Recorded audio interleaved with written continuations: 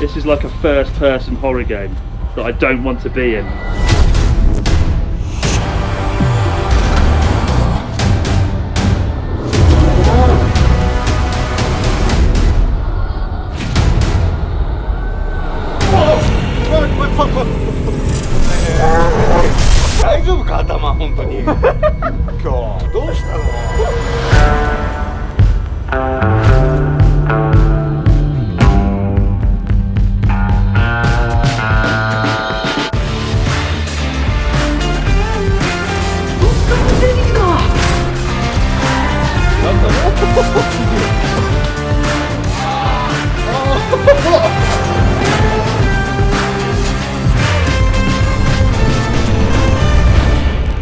Journey Across Japan was supposed to be a family-friendly series, and this is very far from family-friendly.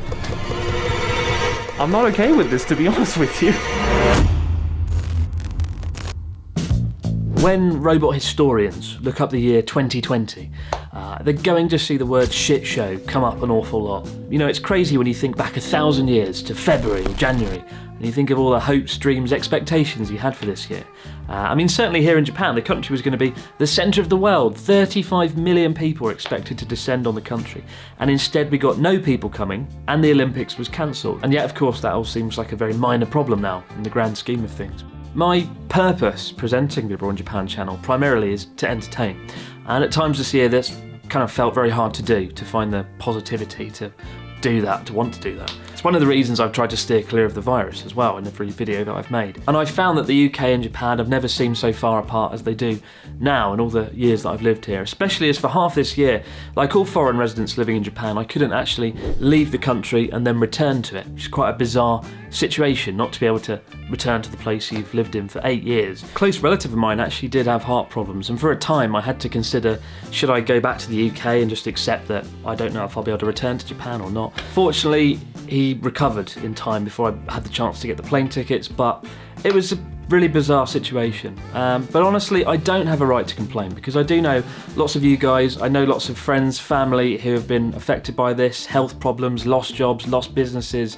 It's all really crap. It's really not a great year.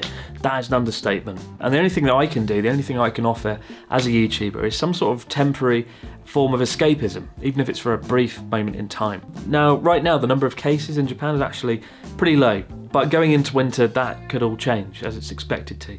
So I wanted to use this window to do something, to go somewhere, to have an adventure while we still can. With that in mind, I'm really delighted to announce that we've been able to go out into central Japan, into the wilderness, and produce a whole new series of Journey Across Japan. 6 days and 1,000 kilometres on the road with one aim, to see Mount Fuji, which is something we've consistently failed to do in an Abroad in Japan video.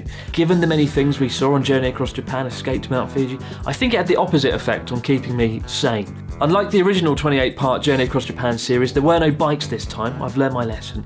It was a road trip, but that meant we could pack a lot more in to those 6 days on the road. And the first episode will air this week, and then every week going through November. The locations that we saw were anything but conventional. I don't think you would ever see a TV series going to some of these places, but we did put a lot of time and effort into this series. I'm proud of it.